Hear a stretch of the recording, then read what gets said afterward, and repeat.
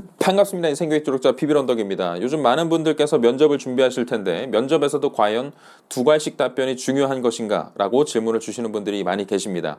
그래서 제가 말씀을 드리자면 두괄식 답변이 꼭 필요한가? 저는 세모라고 말씀을 드리는 편이에요. 두괄식 답변 필요합니다. 하지만 두괄식이라고 했을 때 여러분들 머릿속이 굉장히 복잡해질 수도 있기 때문에 저는 세모 표시라고 말씀을 드리는 거예요. 두괄식으로 먼저 툭 뱉어놨다면 그럼 다음 구조는 어떻게 짜야 되느냐? 이런 부분들을 머릿속으로 생각하면서 이야기하기란 쉽지 않죠. 면접은 어디까지나 자연스러운 대화의 흐름입니다. 그렇기 때문에 여러분의 머릿속이 복잡해지고 구조를 짜는 순간 말이 잘 안 나오게 되고 완성된 문장을 내뱉기가 힘들어지는 거예요. 그래서 제가 드리고 싶은 얘기는 두괄식보다 중요한 한 가지 포인트에만 집중할 필요가 있겠다는 겁니다. 그것은 바로 묻는 말에 똑바로 대답하시라는 겁니다. 이 면접장이라는 것이 굉장히 격식을 차려야 되고 뭔가 정제된 언어로 정형화된 구조로 이야기를 해야 한다는 강박관념 때문에 정작 대화의 흐름에서 중요하다고 생각되는 포인트들을 놓치고 있다. 그러니까 이런 식으로 답변하면 안 된다는 겁니다. 김치찌개 좋아하세요? 짜장면 좋아하세요? 라고 누가 물었다고 칩시다. 그런데 많은 지원자들이 이런 식으로 답변을 하고 있다는 것이죠. 때는 바야흐로 1995년도 제가 초등학교 시절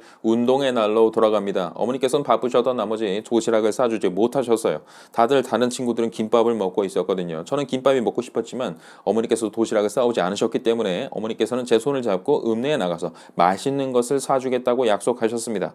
저희 읍내에는요 맛집에 양대 산맥이 있었습니다. 왼쪽에는 항아리 김치찌개집이 있었고요. 그리고 오른쪽에는 베이징 따슈의 중국집이 있었습니다. 둘 다 막상막하였어요. 이 첫 번째로 항아리 김치찌개집 같은 경우는 이 3대째 내려오는 40년 전통의 맛집이었는데요. 김치를 담그는 날만 되면 3대가 다 모이는 거예요. 그래서 할머니, 며느리, 그리고 손녀가 같이 모여서 김치를 담그고 있는 모습이 딱하니 이 간판에 있었어요. 그러니까 누가 보더라도 이 집 김치는 찐이구나 라는 생각이 들 수밖에 없었던 거죠. 하지만 베이징 따슈의 중국집이라고 해서 밀릴까요? 그렇지 않습니다. 이분께서는 이 40년 동안 소림사에서 짜장면만 연구하시다가 이 삼합회에 쫓겨가지고 한국에 어쩔 수 없이 오셨다. 그래가지고 이 읍내에서 작게나마 중국집을 하고 있지만 그 실력만큼은 정말 최고의 무림 고수다라는 소문이 파다했었죠. 하지만 그날따라서 좀 더 칼칼한 게 먹고 싶은 마음이 들어가지고 어머니 손을 붙잡고 김치찌개 집으로 가자고 얘기를 드렸습니다. 그래서 김치찌개를 시켰죠. 돼지고기 김치찌개를 시킬까, 참치 김치찌개를 시킬까, 치즈 김치찌개를 시킬까 엄청나게 고민을 많이 했는데 제가 평소에 육류를 좋아하거든요. 그래가지고 돼지고기 김치찌개를 시켜놓고 이렇게 기다린 거예요. 불싸. 그런데 문틈 사이로 그 중국집 특유의 볶음밥 냄새 아시죠? 그 냄새가 띵하오 너무 후각을 자극했던 거죠. 그래서 저는 미안하다 죄송하다 다음에 오겠다라고 말씀을 드리고 다시 이 베이징 따슈에 중국집으로 들어가서 볶음밥을 시켰습니다. 물론 짜장면을 잘 하시는 것은 알고 있었지만 그래도 볶음밥이 그렇게 냄새가 좋다는 사실을 새삼 깨닫고 중국집에서 볶음밥을 시킨 거예요. 근데 죄송한데 질문이 뭐였죠? 김치찌개랑 짜장면 중에 뭐가 좋냐고. 예, 김밥 좋아합니다. 조금은 과장된 얘기는 하겠지만 실제로 많은 분들께서 이런 실수들을 많이 반복을 하게 되시고 결국 이렇게 딴소리부터 늘어놓게 되면 여러분들께서 주구장창 얘기하시는 저는 소통할 줄 아는 사람입니다. 커뮤니케이션 능력이 있습니다. 이런 것들이 결국은 거짓말이라는 얘기밖에 안 된다는 겁니다. 그래서 정말 여러분들께서 집중하셔야 되는 건 두괄식이 중요한 게 아니라 상대방이 묻고 있는 얘기에 정확한 답변을 먼저 제시하는 게 중요하다는 겁니다.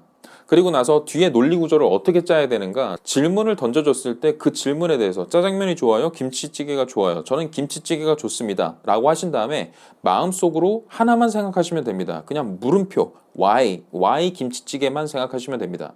왜 김치찌개를 좋아하지?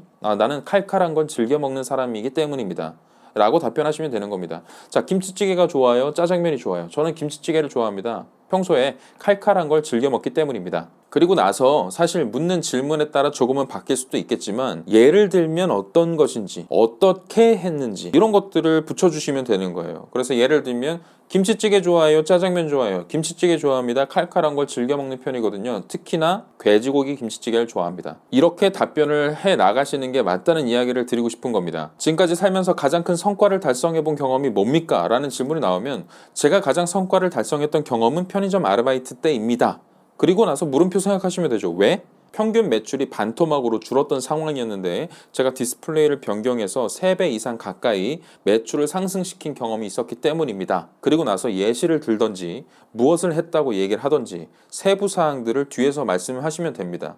특히나 제가 기울였던 건 어떤 홍보 전단물을 별도로 만들어서 SNS에 올리기도 했고 오시는 손님마다 배포했기 때문에 그런 결과를 얻을 수 있었던 겁니다.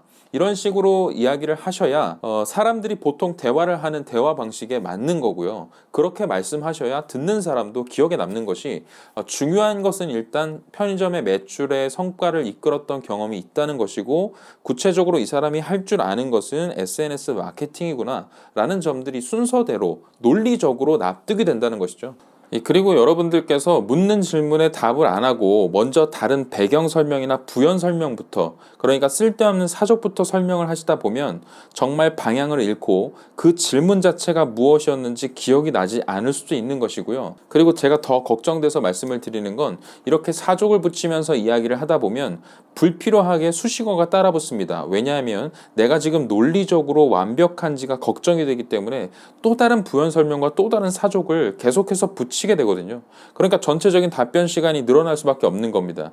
그러니까 내가 묻는 질문에 대해서 답이 무엇인지, yes or no인지, A and B인지 이런 걸 먼저 던져 두시고 시작하셔야 그 질문에 어울릴 만한 범주나 카테고리를 규정을 지을 수가 있는데, 만약에 부연 설명이나 배경 설명으로부터 시작하면 수습하기가 굉장히 어려워진다는 거예요. 그래서 진짜로 중요한 것은 질문하시는 분의 의도가 무엇인지를 파악했다면 실제 그분이 원하는 답변을 짧게나마 던져 두시고 그 다음에 물음표 떠올리시고 세부적인 부연 설명 해 나가시면 되는 겁니다. 그리고 또 한 가지, 이렇게 부연 설명으로 시작해서 답을 찾아가시는 방식으로 여러분들께서 이야기를 하시다 보면 쓸데없이 내가 지금 당장 쏟아놓지 않아도 되는 패까지 모두 다 까버리는 안 좋은 현상들이 빚어지곤 합니다. 그러니까 성격의 장점이 무엇입니까? 라는 걸 물어보는데 성격의 장점을 설명하기 위해서 내가 그동안 갈고 닦은 역량이 무엇인지, 성장 과정은 어땠는지 이런 패들을 모두 다 까버린다는 거죠. 그래서 정리해서 말씀을 드리면 면접관이 어떤 질문을 하는지 귀담아 들으실 필요가 있고요. 면접관의 질문 범주를 벗어나지 않는 답변부터 꺼내놓으시는 게 좋습니다. 두괄식으로 던진다고 생각하면 머릿속이 복잡해질 수도 있으니 진짜 묻고 있는 말에 답변부터 꺼내놓는다.